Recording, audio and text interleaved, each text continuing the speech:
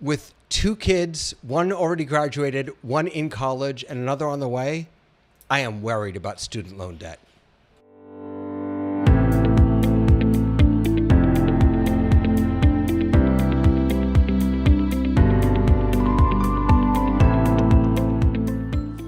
And the best news is Rabbi Litwack's going to pay for all of my student loan debt. Sorry, is this working? I don't hear anything. I don't Oh my what? I didn't gosh. hear anything. So both, it's funny. I came to you earlier this week, and I said, it might be really interesting to think about student loan debt, and I'll just tell you why. So, my eldest, I mean, we're in very much the same situation. I think my eldest just graduated, or didn't just graduate, graduated during the pandemic, but up until yesterday, we were under the impression that her loan payments were going to start being due, I guess, next month. My second one has 1 year of college under her belt. She's now making Aliyah, but we have a year of student loan debt for her, and I've got another on the way. And so I've been just waiting for September to come when all these student loans, and by the way, they're all in my name. Every single one of them is in my name.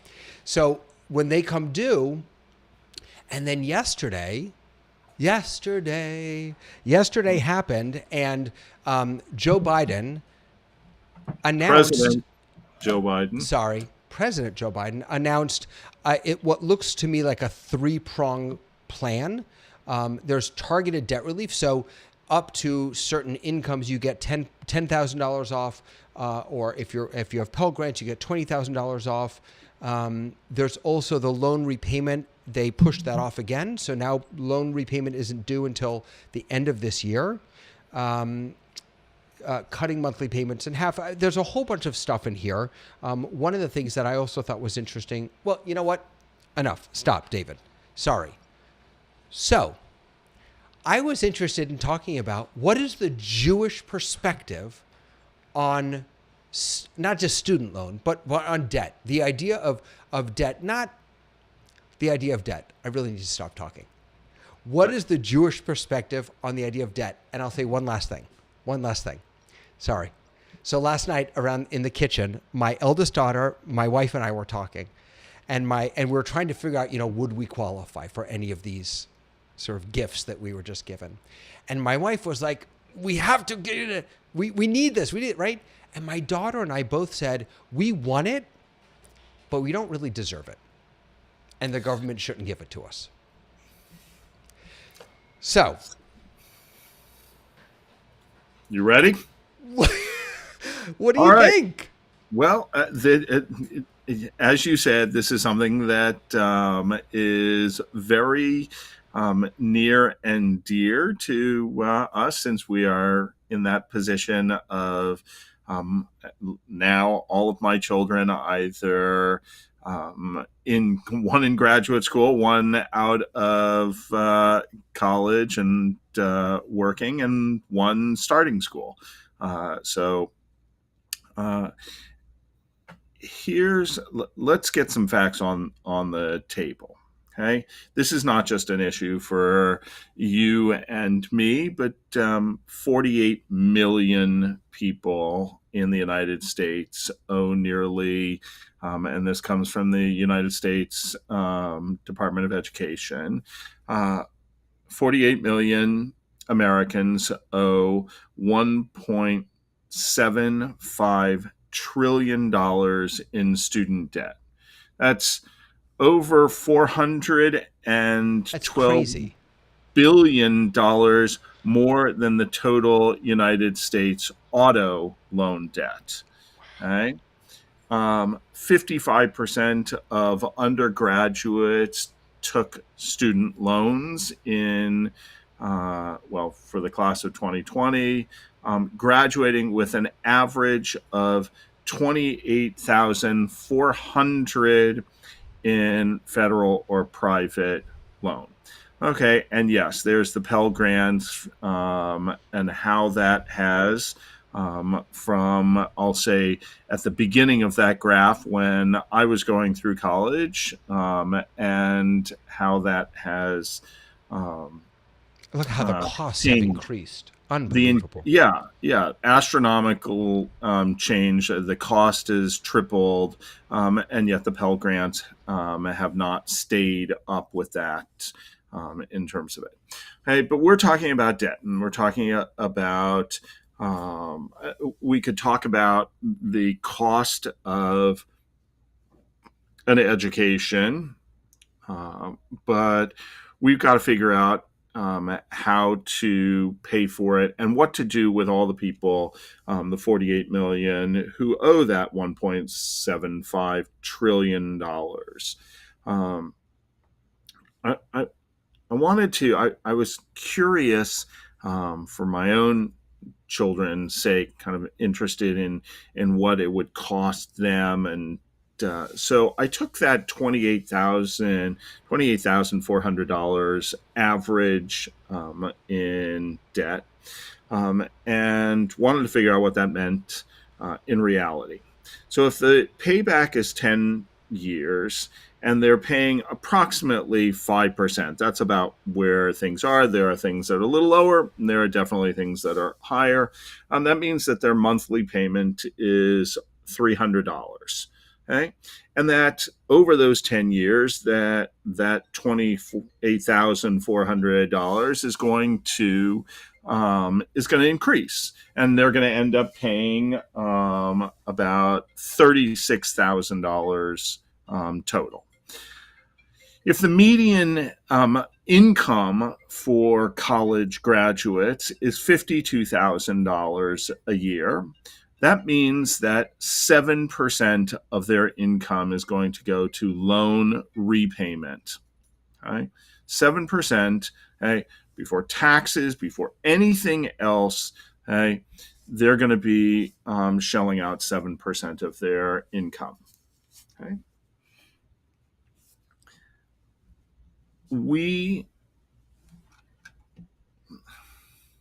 Before I get to the Jewish part, we are saddling our young people with a debt that is going to be extremely hard to get out of. Okay? So, what does Judaism have to say about debt? Can I just jump in for 1 second? I just want to. Whenever we have discussions about, the government helping me, or anything like that, or how hard it is for me, I always feel it's important to put in perspective how lucky I am. And For sure. I mean, not to say this isn't a terrible burden on me, but I'm not. Forgive me for speaking for you, but we're not the ones who need the relief. I mean, that's correct. Yeah. I mean, I feel unbelievably privileged in that my parents allowed me to graduate from college, undergrad, without any loans, and that my parents, when I was finished with rabbinical school, wrote me a check and said, "You decide. Okay, you can pay off your loan like that, or you can take that money and buy a home or something like that," which is what we ended up doing. Okay, I can say for my children's generation, my children will are all graduating from undergrad without any debt. Then they get to grad school, okay? And that's a different story. Okay? Right. So I recognize that, and I think it's worth you're saying that this is something that we do feel very privileged. So Judaism recognizes that debt is a reality in society. Okay? We have a verse in Deuteronomy 15, okay, that says, if there is a needy person among you, one of your kin in any of your settlements in the land that the Lord your God is giving you. Do not harden your heart and shut your hand against your needy kin. Okay? You are to provide them with something. Okay? Rather, you must open your hand and lend whatever is sufficient to meet the need.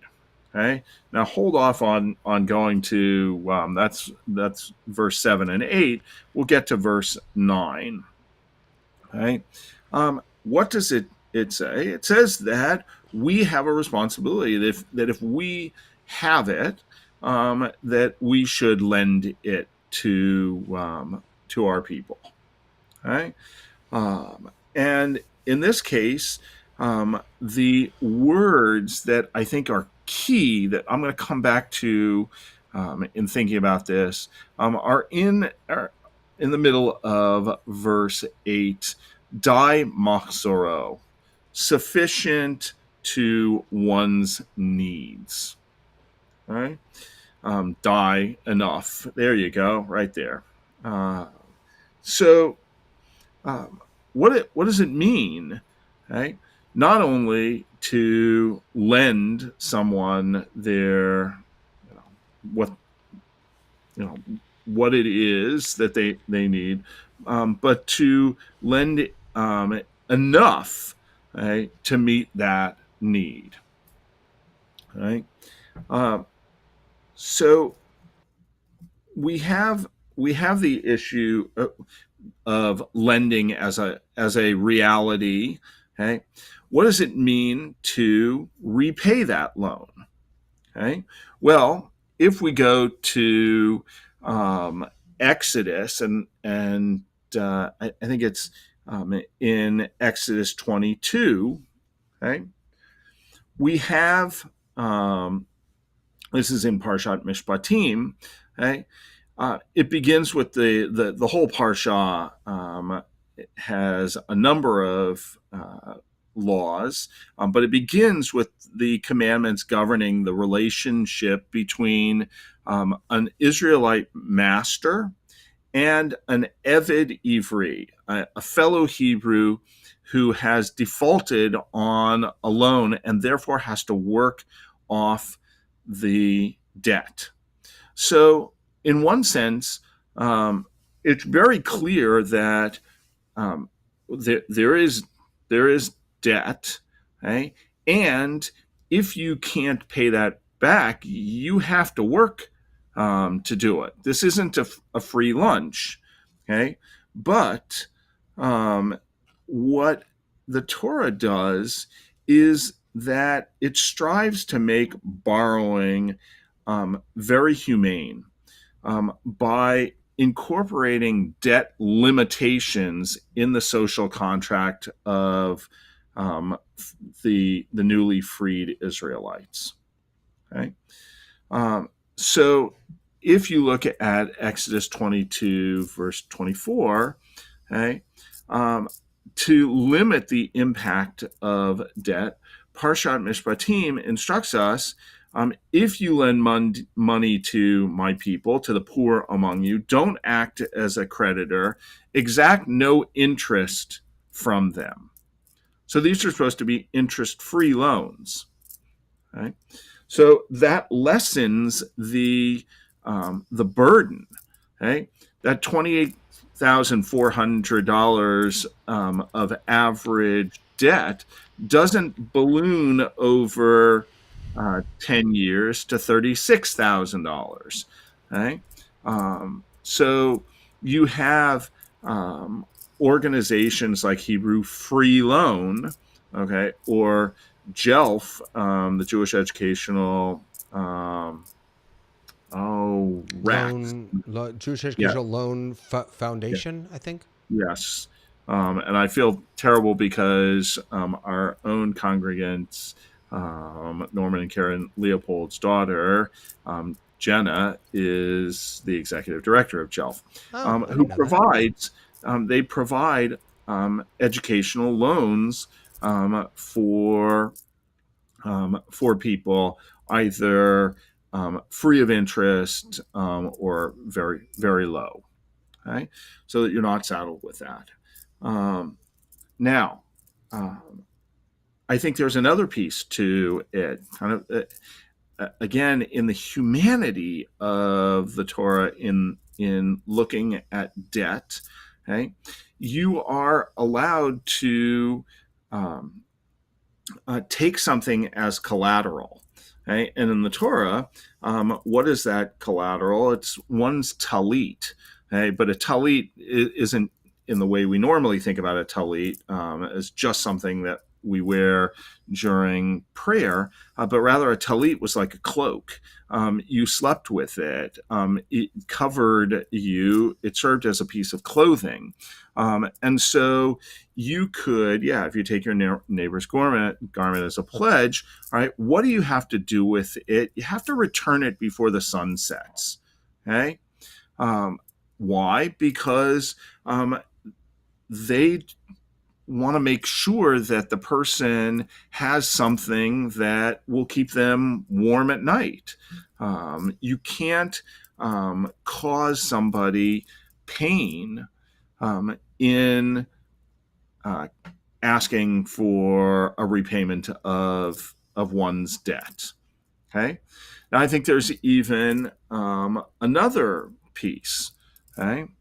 And that is, okay, if we look at Exodus 21, okay, 21:2, I think, the Torah doesn't envision owing debt as a perpetual status. Even when the borrower fails to repay the loan, okay, you're only obligated for to work off that loan for 6 years, and then in the seventh year, you go free without payment. Okay? So, And I just, if I could just add, and that's not, what you were describing before about a 10-year loan. The purpose of a 10-year loan is that by the end of 10 years, you've paid the entire thing off. What we're correct. talking about here is after 7 years, whether you've paid it off or not, you're free That's from right. debt. Yeah. That's right. Because I think about the person who and President Biden's plan does address that a little better than it had. But I think about the person who took on significantly more than $28,400. They went to an excellent school, right? And then they decided that they would go into social service, maybe as a teacher. Hey, and so for the first 10 years of their teaching career, they're making a small amount, and it becomes impossible for them to pay off that loan.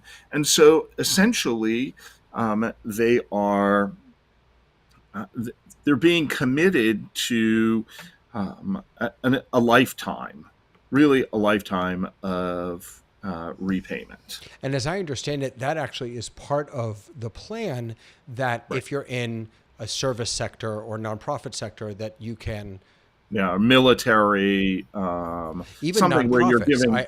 I looked up, because of course we're a nonprofit, and I looked up if how that would affect us, and it turns out it doesn't affect me, but not because uh, I work for a nonprofit, because of the number of years that I've worked, and have I paid anything off? It's interesting, it's the debt relief. As you're speaking, what's coming to my mind is, because I am one of those families that made the mistake of choosing a really expensive university, and choices have consequences, Right. right? And I don't, would I like the government to get me out of this? Sure. But do I expect them to? Do I deserve for them to write off any debt that I've acquired? No, I don't. Right. And the Jewish response, it seems, is in some ways it says, we're going to relieve you, but until then, you have to, this is a part of, you owe this. Yeah. So I want we're going to come to that because I've struggled Hey, as you said, it would be easy for me to say I want to get anyone out of debt, but you got a college education. That college education costs something. Okay, let's be real about um, that the government shouldn't uh, take care of anything and everything. Right, you have to take some responsibility. Right. Right, so there are a couple of things I want to say before we get to that. And that goes back to that verse in Deuteronomy, where we've got the idea of opening one's hand to, or not shutting out one's hand to your needy kin, but rather opening one's hand. And Rashi makes two comments. The first one on the verse, or on the word ptach tivtach, okay, you must definitely open. Okay? And here he notices that ptach tivtach is a repetition. So he says, why is there a repetition? Because one is supposed to open one's hand even many times. That's his comment. And that we should not hesitate uh, to loan even more than once. Okay, and then when he gets to the words "daimach soro," sufficient to meet his needs, he makes another comment, and that is, "But you're not commanded to make him rich." This is not free lunch, right? And this isn't where you can loan so much that you get beyond what you simply need. Right? Now, right, what I want to where I want to go with this, okay, is I think that um, what is being shown in the Torah, right, may or may not have been put into practice, right, or into real legislation. I think that this is aspirational. Right? I think it points to a world beyond the arguments whether we should have this amount of debt or this amount of debt, whether we should repay it, not pay it back.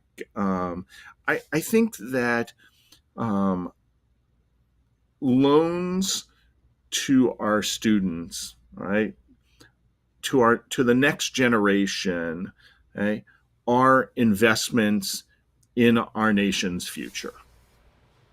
Okay? And I think about the I forget where it comes from. I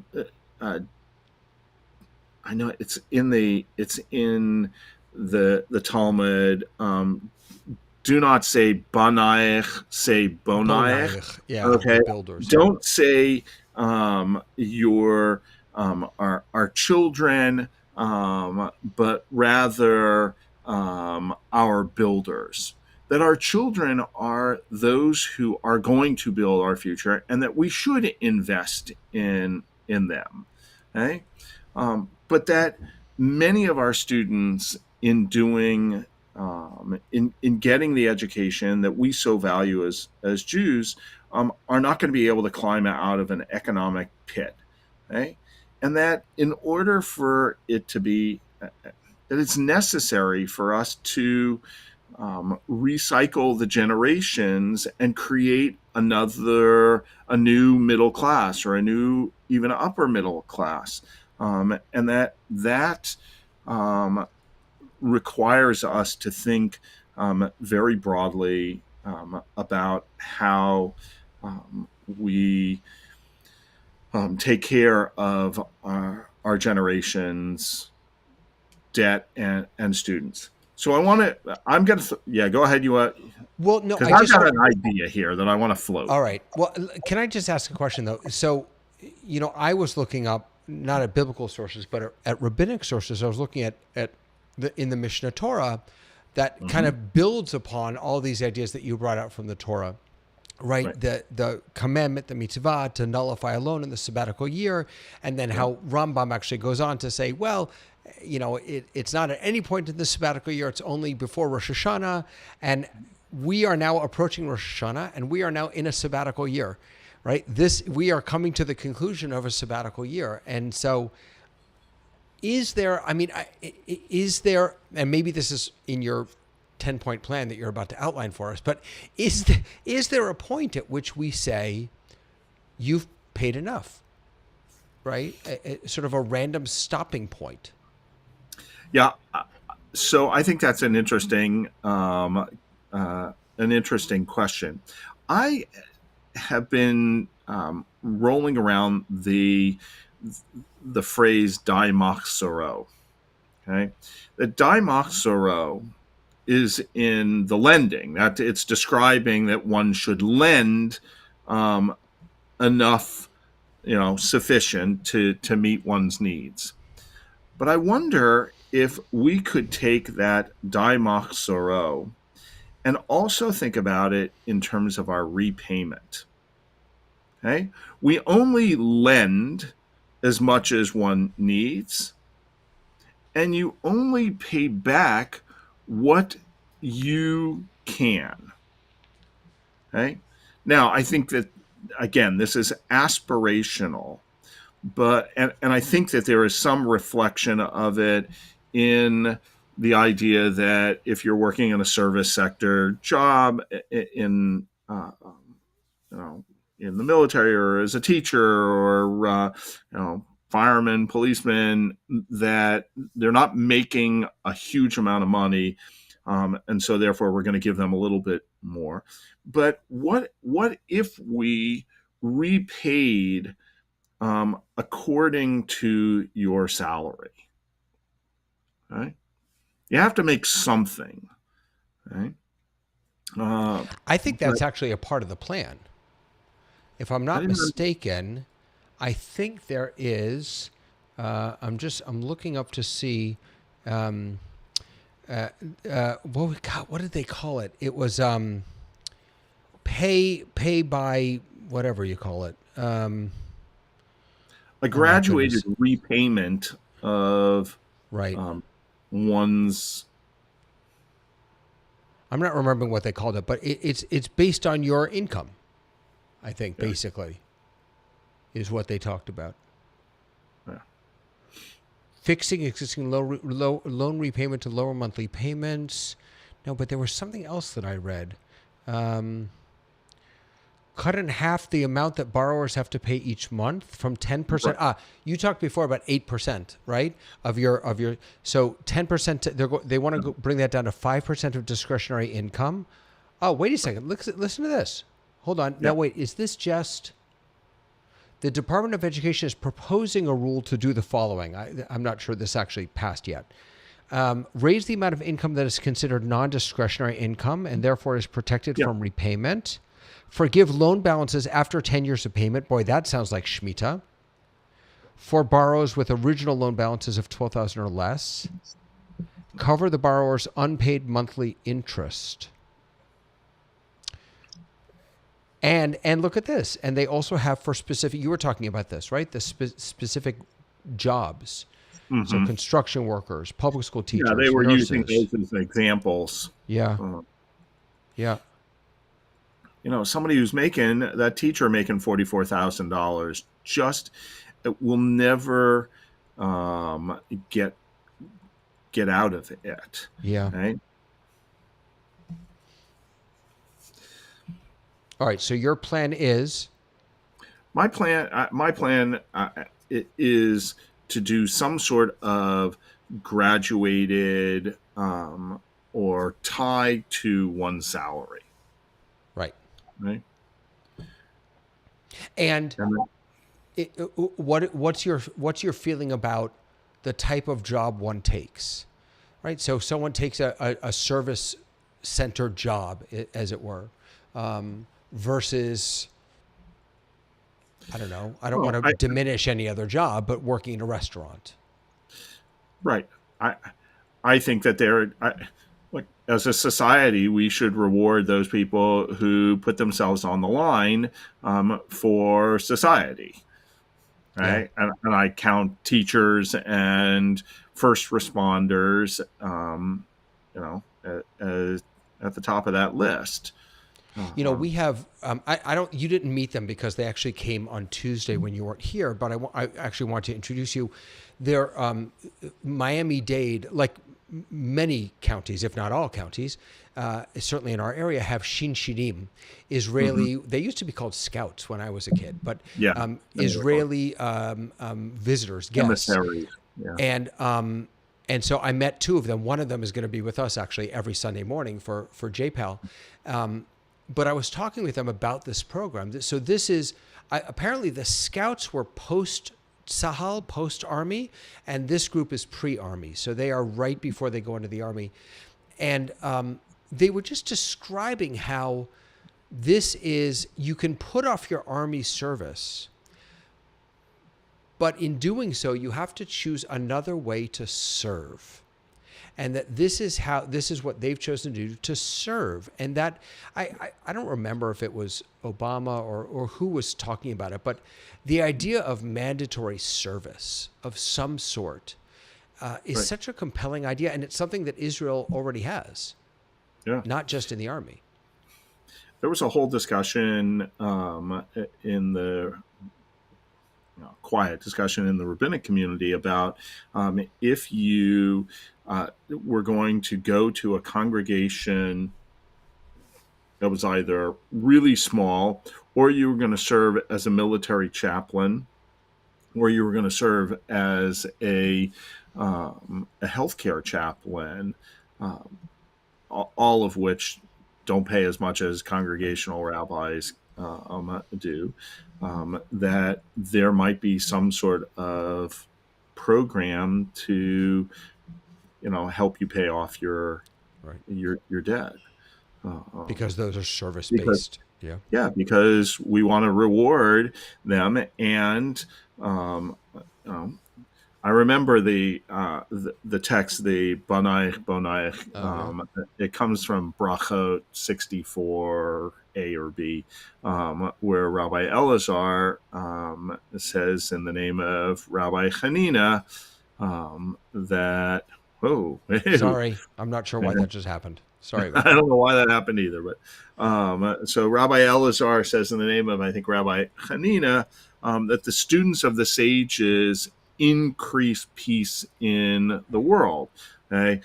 Do not call them Banaich, your children, but call them Bonaich, your builders. That if we want to build a society, that we should, in some way, support and build them up, so that they can build society. And I think That really is that is such a beautiful way to frame the whole conversation, because I've only been thinking about these are children and the loans that they are carrying or that we're carrying on their behalf. But they're not just children. They are it's just a fascinating way to reframe the whole conversation. Yeah, I would call this this is like a national act of chesed, Yeah. To help another generation, and we should reward them, particularly if they're doing things that, and in the same way as we have graduated taxes as your income Right. goes up, so should your repayment of your loans. Yep. Right? And maybe private schools there are lots of public schools, and I don't know. I'd have to really think about whether making this applicable to public institutions that take. You mean private? No, what I'm saying is a private institution that costs a lot of money. Maybe not everybody gets to go to that, Right. right?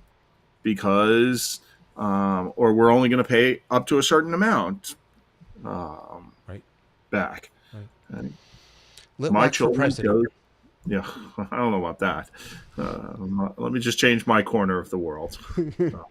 Fair enough. Well, thank you. Really good discussion, and I'm really grateful for the way that you framed this for me. Thank you. Good I stuff. think we have. I think it is aspirational to have a world where all education is free. That isn't a reality unless unless people are much more comfortable with higher taxes. But in some way, to help our students who will be our future. By the way, a whole other piece of the conversation, not for today, is, again, this is part of our conversation last night because we were thinking forward about Nomi and when she goes to school. And my eldest daughter said, she's not going to need to go to college. College is becoming less and less important in the workforce. Okay, that's a whole nother conversation. No, it's a whole other conversation. I'm just saying. All right, not for today. Anything? Oh, gosh. Rabbi Litwack just fell off. He's going to call back in 1 second. But while he's not here, I'll take the opportunity to thank him. Here he's coming back. I'll take the opportunity to thank him. And I see you, Rabbi Litwack. You're here. Oh, he can't come in.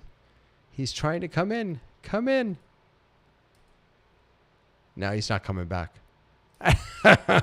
I know you're trying. I'm sorry. He's trying to come in and I can't let him in. In any case, I will just say thank you to him on our behalf because I always appreciate the Torah that he shares.